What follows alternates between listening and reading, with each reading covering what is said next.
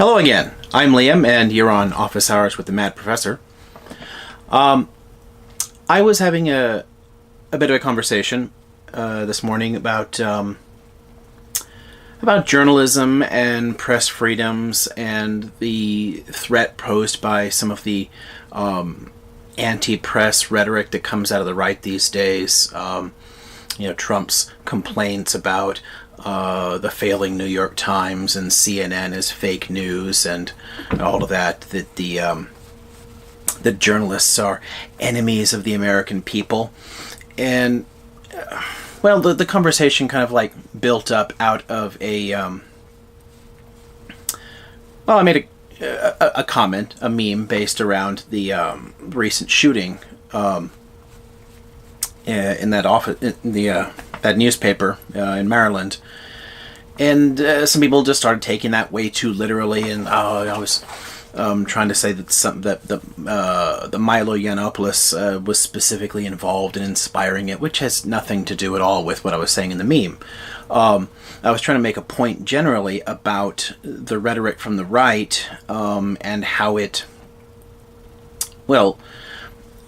ties into historical losses of freedom. The media as a fourth estate, as a major pillar of any kind of republican or free society is pretty it's pretty clear connection there. So I wanted to talk through a few basic points here about the development of the press and printing and the sort of thing in general, just to show that the two have always gone together, because they really are tightly linked. People often wonder, why do some democracies work and some do not? Why is it so difficult for example, after the American invasion of Iraq, to impose a stable, functioning democracy on that society? Why is it such a chaotic kind of mess there? Or why do so many of the Arab uprisings failed to bring about a free democratic society? The key issue really is in civil society and the free press, and the way that it shifts and subtly alters the way people conceive of their state in general, the way they look at their societies. The existence of the press in general encourages debate, it encourages discourse, it provides a way to speak truth to power, as they say, to critique government, and getting people involved in the dialogue in the first place, giving them access to information, encourages the kind of critical thinking and critical intellect that is absolutely vital for any democratic polity to survive. Places that have gone through long periods of authoritarianism simply do not have the basic structures necessary in civil society, and because of that, there are important political concepts that have failed to develop.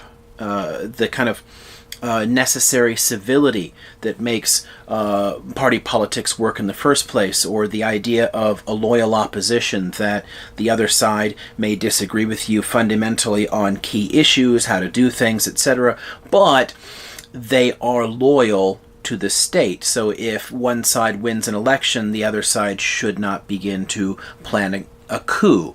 Or if one side wins an election, they shouldn't be seeking to prevent the other side from ever winning again, whether through gerrymandering, attacks on independent institutions, vote rigging, whatever. It varies from place to place, but these kind of things cannot be tolerated in a free society. It absolutely depends upon an acceptance that the other side, while it disagrees with you, has an equal right to say its piece and is also loyal to it. When people are arguing that, again, I am very focused here specifically on the right in America. It is a far greater offender, and criticism of it therefore seems a bit invalid, I would say, when people on the right argue that just the idea of liberals or Democrats or leftists or whatever they want to call them, they're traitors to America, that support for them is traitorous, that you should be hanging them. I mean, think about all the memes and stories and the effigies of like Obama being, strung up.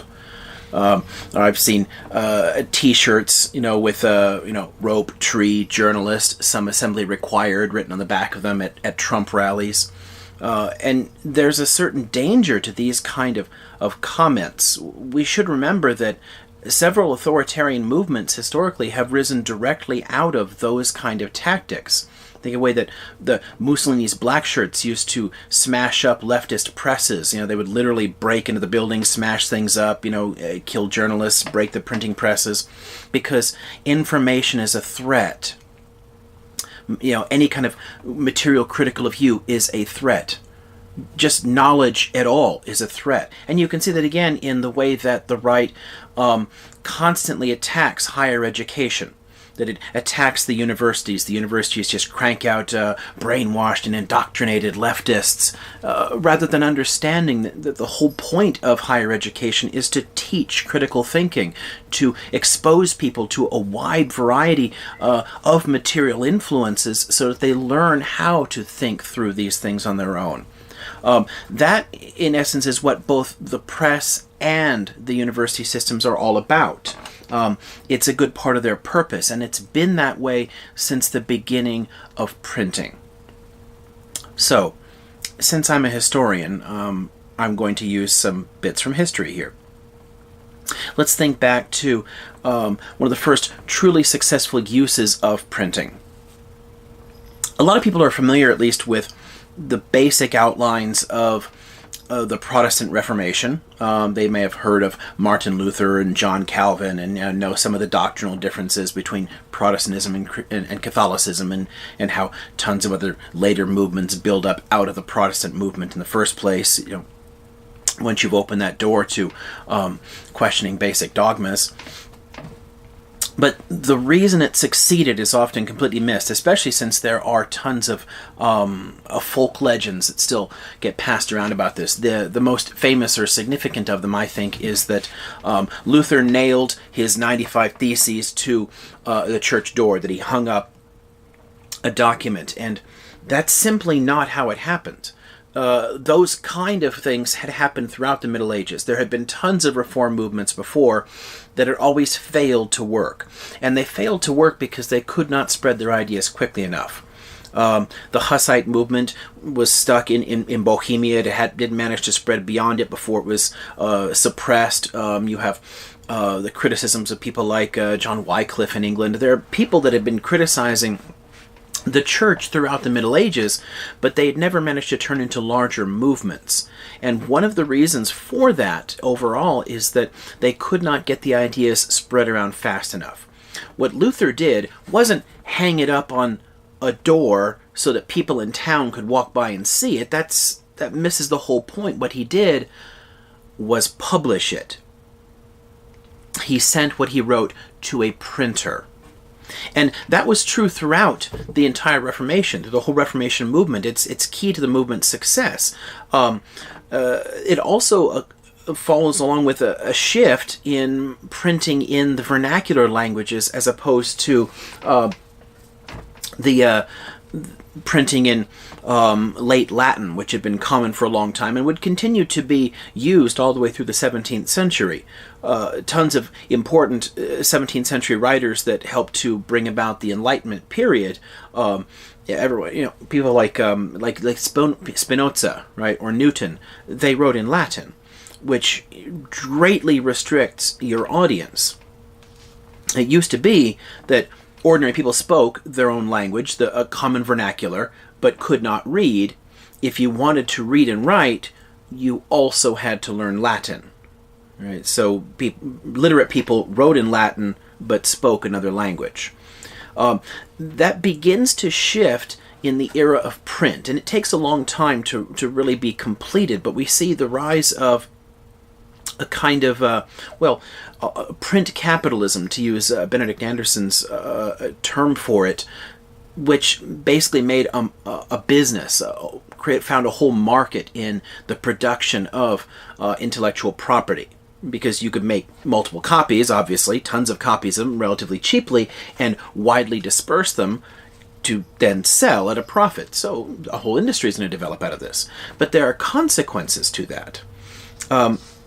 Let's get back to Luther here. What's one of Luther's key innovations? Well, not only does he write his work overwhelmingly in German, right? So he writes books and pamphlets and whatnot in the German language that are then printed in German so they can be more widely disseminated. But he also translated the Bible into German.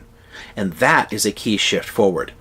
And it's really, yes, there are theological implications. It's kind of at the heart of the whole sola scriptura argument that what we really need is the Bible and not the church's authority. And ordinary Christians should have the right to read the Bible and see what it actually says rather than trusting the priest to tell them what it says. But the political implications of that are often missed. And some of that you could see happening almost immediately.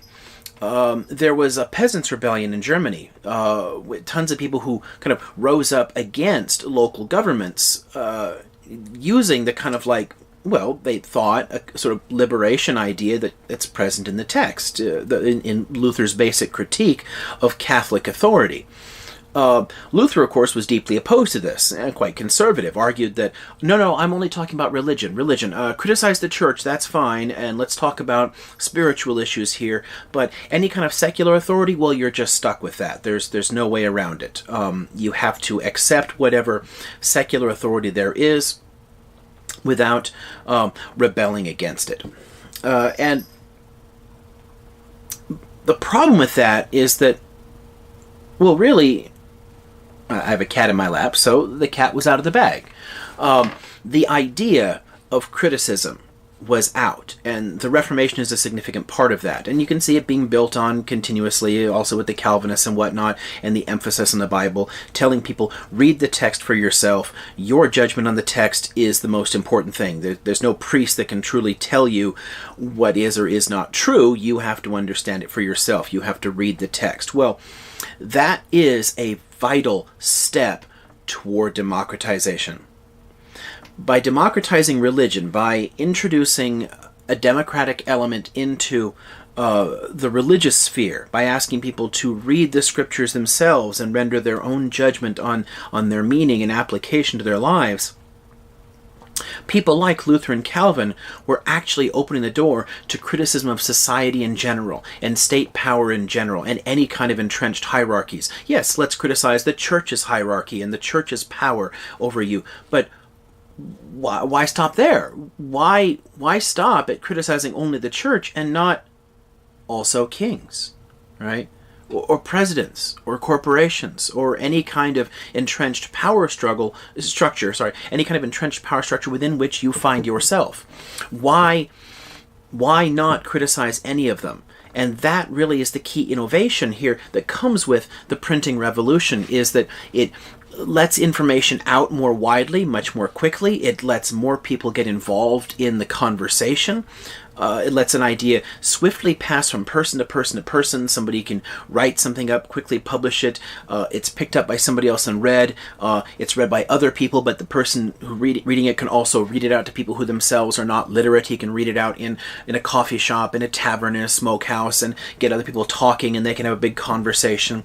And over a period of several centuries, that slowly leads to the development of what we can call the public sphere, which is a realm between state power, the public realm there, and the private realm. My ordinary life, my life in this house, in a town with other people here. It allows ordinary people to have a direct impact on government policy by engaging in dialogue with other people, by sharing ideas, by building up a mass following, because states generally don't want to push through ideas that are opposed by vast numbers of their own citizens. If you are likely to face an uprising, from 100,000 peasants because they all know what you're doing, it's a little harder. If somebody can quickly spread around information to organize people in the first place, it also is much harder then to maintain those power structures. So the public sphere really is at the heart of the entire move to democratic and republican governing institutions. Without a functioning press and the whole civil society that builds up around that, you really don't have any basis for a democratic polity. So this rise of printing in the first place that we see building up across the 16th century is going to have consequences in the long run. Now, it will take a long time for a proper public sphere to exist, to be functioning. We don't really see that until, say, the 18th century. But by the 18th century, at latest, it is absolutely entrenched. And you have growing movements toward free speech and free publication and attacks on censorship. The absolutist governments in places like France and Prussia came under serious attack from intellectuals influenced by all these kind of like broader trends. Well, how does that happen? It is a slow process. We see the beginnings of it in religious publications and criticism of the church, criticism of basic religious ideals, but it's going to slowly spiral outward from there. We have a lot of things happening, for example, in what we call the scientific revolution, with ideas moving from person to person. Now, there had been a lot of earlier intellectual movements in European history. From the scholastic and humanist movements of the High Middle Ages through the Renaissance, and in many ways continuing all the way into the scientific revolution, these movements were profoundly elitist. Their audiences were highly restricted, in part because of publication in Latin, and in part also because there was no real effort to even try to bring people in. But printing really changes that. Earlier movements in the Middle Ages obviously couldn't print. Once printing is available, things begin to change regardless of what an individual scholar is doing. In fact, some works a lot of, like Descartes' work, for example, we tend to, remember, it survives in a lot of, popular discourse, the cogito ergo sum, I think therefore I am, that we associate with Descartes. That's actually not how he wrote it. He wrote his text in French. There was a translation into Latin to reach that wider audience. But the writing and publication initially in French is part of this broader revolution to vernacular printing and the whole idea of, again, print capitalism, building a market, building a business out of spreading knowledge, spreading information from person to person. And we can see that continuing steadily from that point on. Slowly building up and becoming a much bigger intellectual movement in general, involving more and more people. There are people in different countries beginning to read these different texts, and if things are available not just in Latin but in vernacular languages, it actually in a way broadens the audience. Although it in some ways restricts the international scope of things, it increases dramatically the national scope of them, which of course will play into the rise of nationalism and identification within particular national groupings. The ultimate origins of the nation state are, and in some ways, be tied to this connection. Not as directly or nearly exclusively as, say, Anderson does in his study of nationalism, but it is a very significant component in the development of national identities. This printing within a particular imagined community, so to speak, within their own language, spreading a kind of consciousness that connects people that may never meet face to face, may live hundreds of miles apart, but because they speak a common language, they have something to share. But it broadens an audience in general as literacy grows. And you can publish more and more. There's an incentive to publish more and more. And That leads to the development of political pamphlets and to newspapers, right? Actually publishing, this is what's happening in the world, this is what's happening in our country, these are current ideas that I think more people should know about, and trying to spread those ideas to other people, which is really what newspapers are all about. I'll give an example here from the Enlightenment period, from the 18th century, with the production of the Encyclopédie, overseen by Denis Diderot and a few other people in France, kind of like sending out letters to scholars in dozens and dozens of fields. Write up a short description for me, a few paragraphs, a few pages, whatever, describing the state of the art in your field. What is the current research? What do people know about this particular idea? And if you gather together all these little pieces and compile them, well, we're familiar with that idea. We have encyclopedias today. You're all familiar with Wikipedia or big published ones like the Britannica. Encyclopedias are not a revolutionary idea anymore. They were in the 18th century, because what does that do? It allows ordinary people and scholars in different fields to interact with one another. As knowledge becomes more and more specialized, we get cut off from more and more of it. And because there's so much to know, there's so much to learn, no one person can do everything. You may be a fantastic botanist, but that doesn't mean you know anything about French literature, right? Or mechanical engineering, right? Or history. It's not your field. You don't have time for it. You only have so many hours in a day to learn and to focus. And if you're actually going to do good research in your field, you really can't get into everything. So being able to see what other people know and what other people are doing is incredibly valuable. It gives you access to the state of the art in different fields. So out of that, in the long run, we get academic publishers, the responsible for all this kind of junk behind me. You get academic journals, both of which are then peer-reviewed. Other scholars look at it and say, oh, is this good work, before you kind of put it out. But it also gives you the popular press and popular press books, which also bring ideas out there. Not everything in the popular press is just fiction. It's not like everyone's just reading romance novels or science fiction. There's tons of works produced for a wider audience, oftentimes produced by actual experts and scholars, but written in a more accessible way with fewer footnotes and less technical jargon, trying to get an idea out to people. And in many ways, that is what journalism is really about, what the newspaper trade is all about, and what the public sphere continues to be. Journalists focus on the technologies and techniques involved in their own specific craft, in the production of material then for publication in whether newspapers or cable news or whatever medium they're working within. But they don't have time to become experts on all the different topics that might come up in any given story. And that's where they continue to rely upon existing experts in different fields. One of the things involved in the training for a journalist is being able to work out basic source biases and how to figure out what would be authoritative work and what isn't.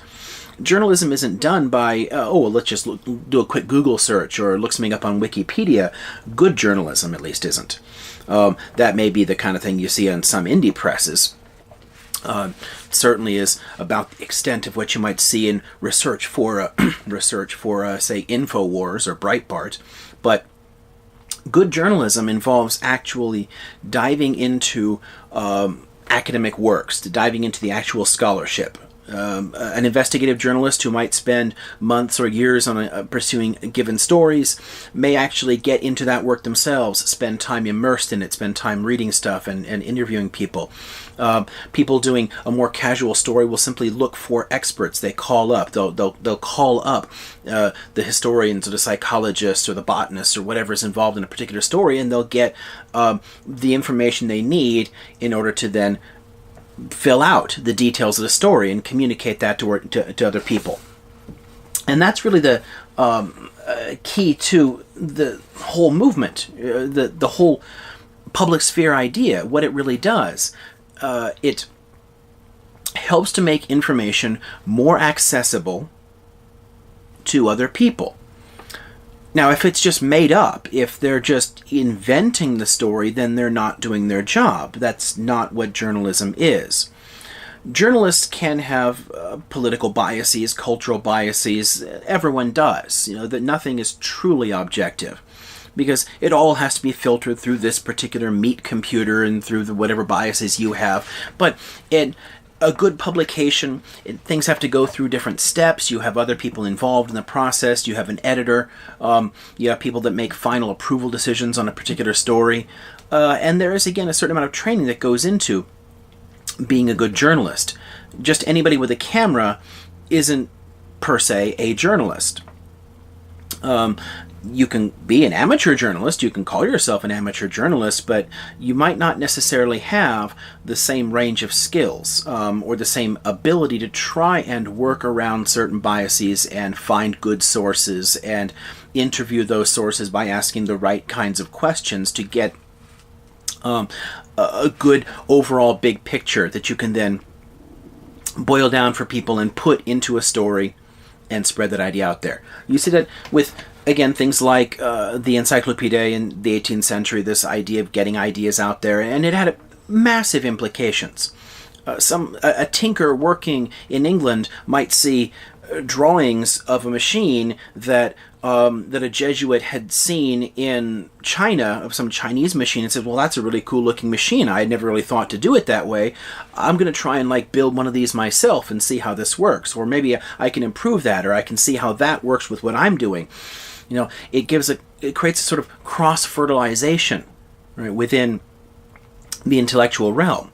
And that massively sped up the course of innovation. It played into the continuing scientific revolutions. It played into the Industrial Revolution. And it played into the process of democratization. Because the more information is out there, the more critical an overall populace is of power, the more that leaders have to take seriously what they're saying. They're not simply going to believe a story. It comes down to a basic choice.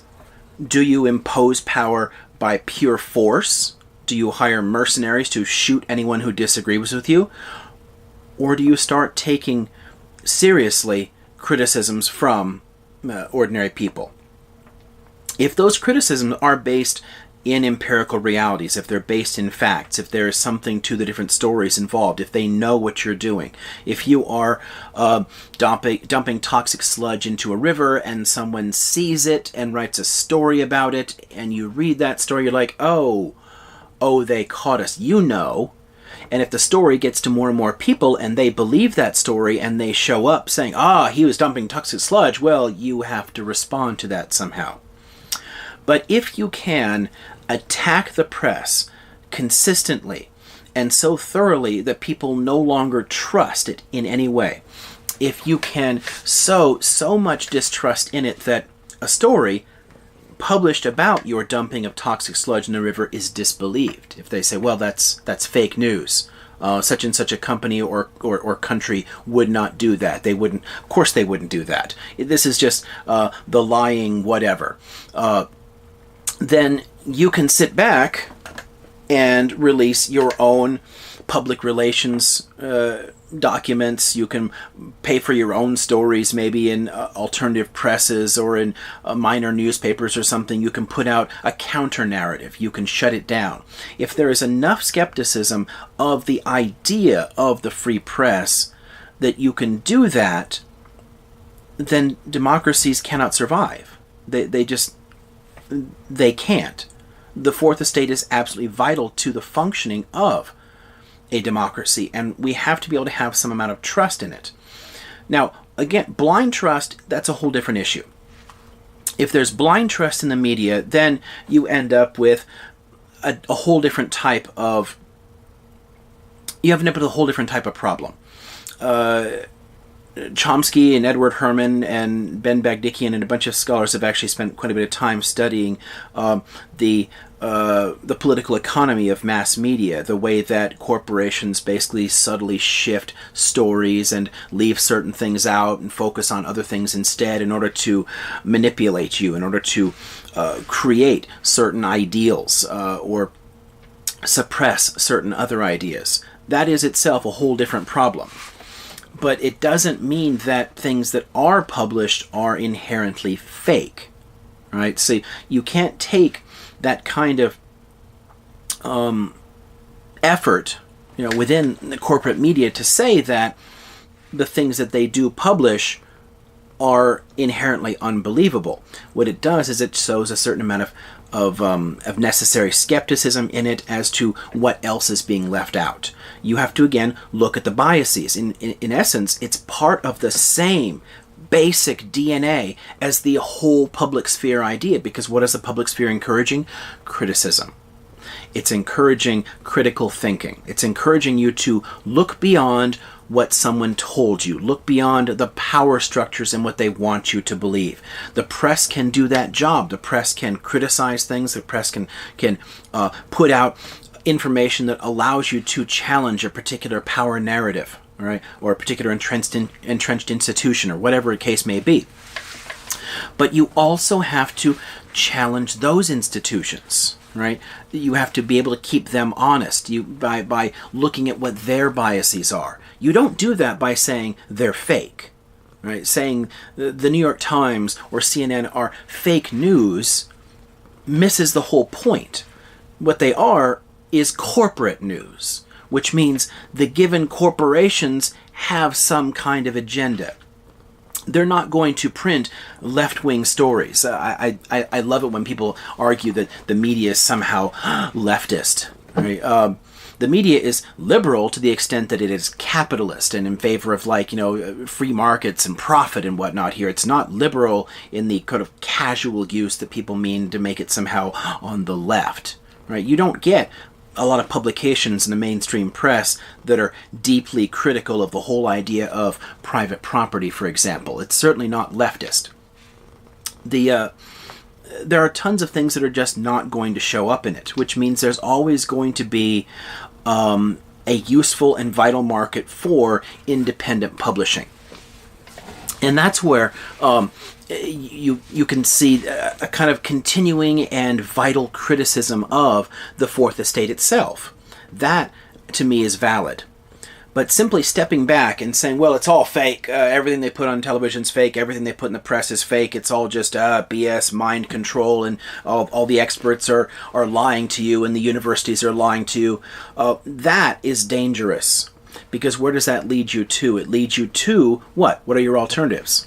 It leads you only to small propaganda mills. It leads you to blogs, to talk shows, and a lot of the profoundly ignorant conspiratorial nonsense that gets spread around here. If we shut down completely the idea of the public sphere by attacking the free press, by talking about fake news there, instead of just keeping it honest, right, in the issues where it is problematic, because there are places where it is problematic, right? If instead you shut down the whole idea, then you have lost what actually makes democracy possible in the first place. You have opened the door to an authoritarian.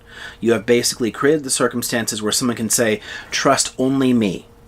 Don't believe the press, the media lies, the media wants me to fail, trust only in the glorious leader, trust only what I say, I will tell you the truth, ignore everything else.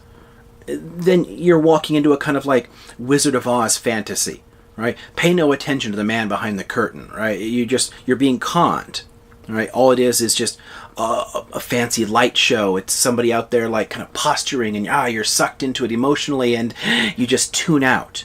You tune out the critical thinking that would allow you to see the man behind the curtain. The press plays an important role in that. Experts play a role in that. The universities play a role in that. So too do people critiquing the press and the universities and experts. They all have a role to play. But blindly shutting one of them out is, to me, extremely dangerous. And, yeah. So that's my little rant for today on the public sphere and the free press and all that kind of business. And, well, I hope it made some sense at least. If you enjoyed these little videos, make sure you find the little subscribe button down here. And I'll see you again next time.